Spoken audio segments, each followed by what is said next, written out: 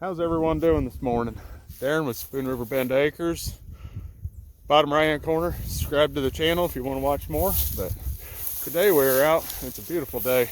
So we're gonna go around and get some stuff pruned up, some trees. It's hard to see, but my deer hut is up there. And we got some shrubby stuff here and some here. But I'd like to be able to see over there from the deer stand. I've got some walnut trees I want to get pruned up as well, just to help them grow straighter. But as you can see, the river's frozen pretty hard. But hopefully we got a few days here in the 40s. A couple might get up to 50, but the maple syrup's pretty slow right now. But I should have an update on that this afternoon. But like I said, we're just going to prune up a few of these trees and kind of clean up the property a little bit. And then I think I'm going to go back and hinge cut some trees to try to make some better cover for the deer here in a little bit as well. So follow along.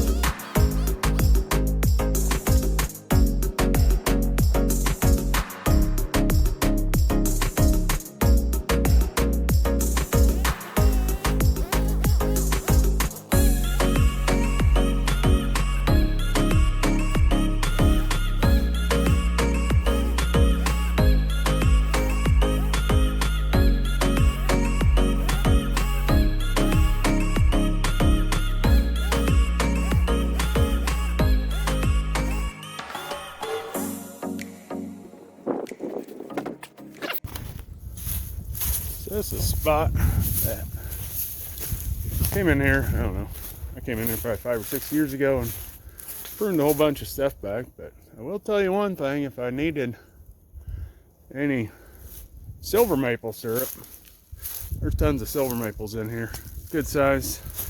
But I've got enough sugar maples for right now that we don't need to worry about it.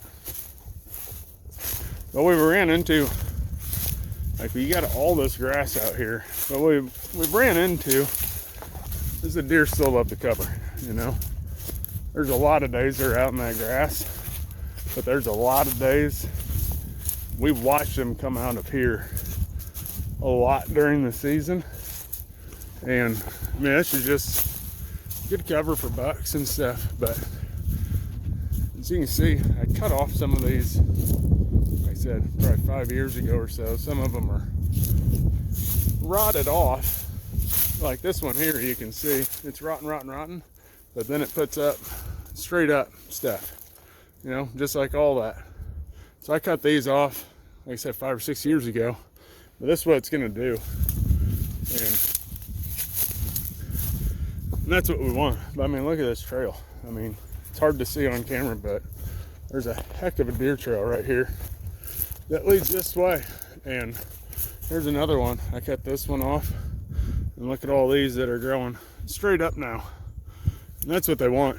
You know, that's how I try to brush in this stuff up in here. Just try to make it as brushy as we can.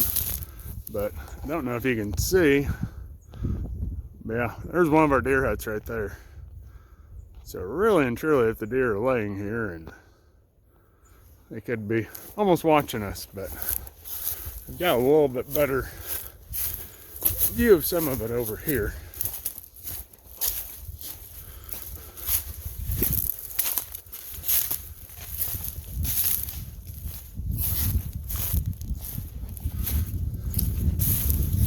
Like in here, cut those off, then they grow straight up.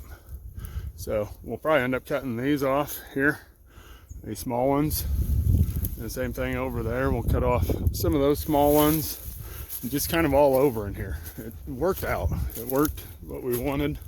Made this a little bit brushier, but I mean, look how Like I said, it's hard to tell on camera, but this is brushed in very well. This stuff growing off the actual ground from where we cut it off. So that's what we want. So that's what we're going to go for today.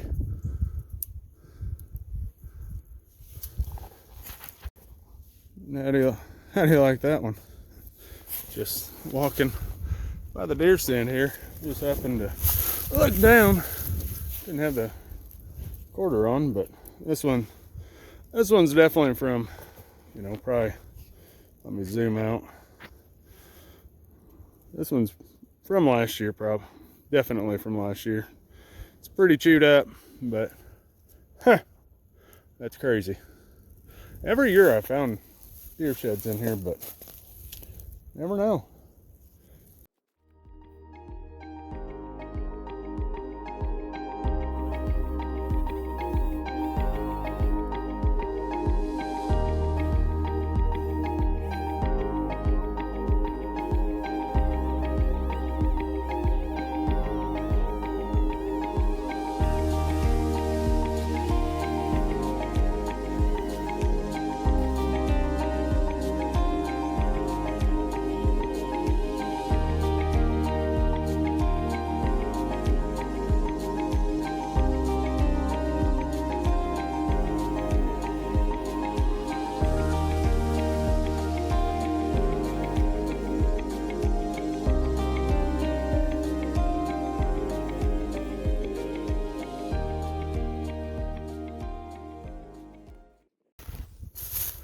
So this one over here, this is a buckeye tree. They don't really cut very well. They don't hinge cut very well. The thing is, that stump there, that thing will take off and it'll put out probably 15 new leaders. So it will get nice and brushy. This over here, the ones I cut here are just some willow trees. And I mean, go over here and I'll show you. I'll get there.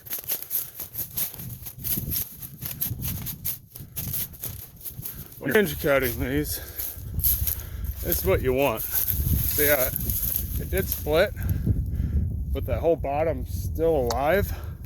So that whole bottom part will actually start shooting on new growth, just like these other trees did. Same thing with this one here. You know, some of these aren't even gonna die off, but this will just turn into a big brush pile. But it won't be so thick that they can't see out. So they'll really like this, but we're gonna go up on top and cut down, hinge cut some of these hackberries. They hinge cut really well, really easy. So they're kind of an ideal one to hinge cut, as long as they don't get too big. That's the thing, you want to cut them when they're still small enough you can deal with them. Like this here. Here's a perfect example. Hinge cut him. And you come over here, and those are growing off, and that one goes clear out, and it's got little branches all over, but it just kind of helps brush this in. So we're going to cut a few more of these down and kind of rebrush in this area a little bit.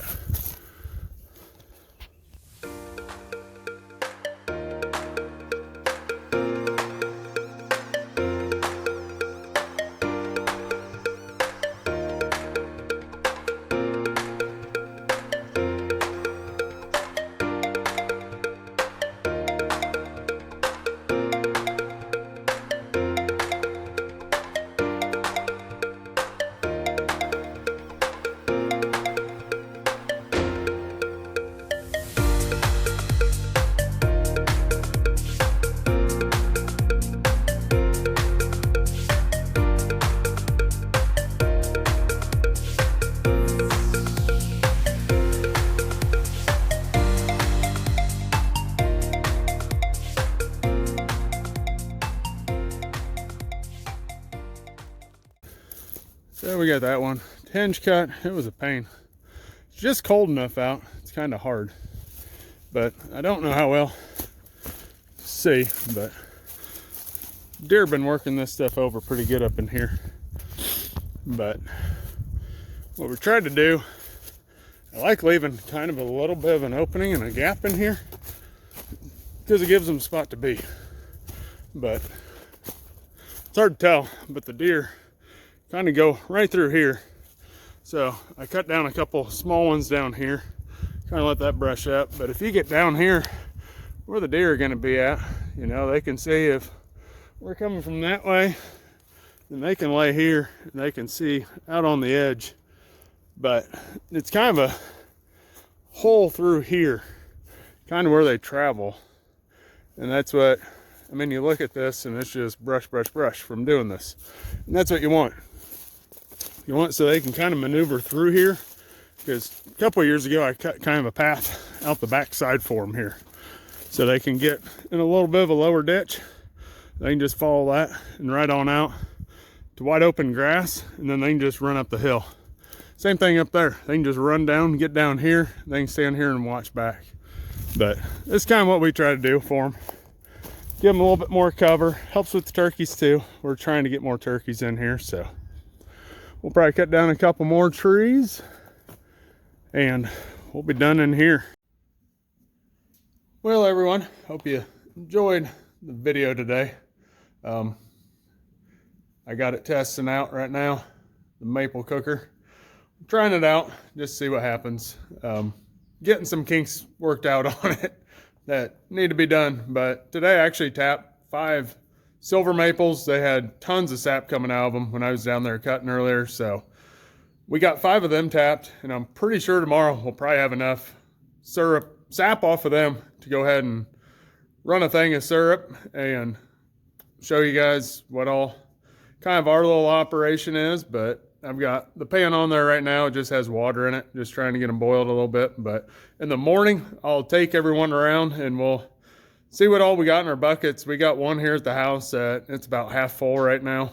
So in the morning, it should be most of the way full. So I'm hoping that we get enough that we can either run a thing of syrup tomorrow, or it's supposed to rain tomorrow night and Friday morning. So we might do it then, but stay tuned. And like I said, I hope you enjoyed the video. Like, subscribe to my channel, and we're just always doing something. So everyone, I will see you guys on the next video. Hopefully it'll be tomorrow or Friday. We'll kind of see what happens tomorrow. So everyone, enjoy your evening, and see you on the next one.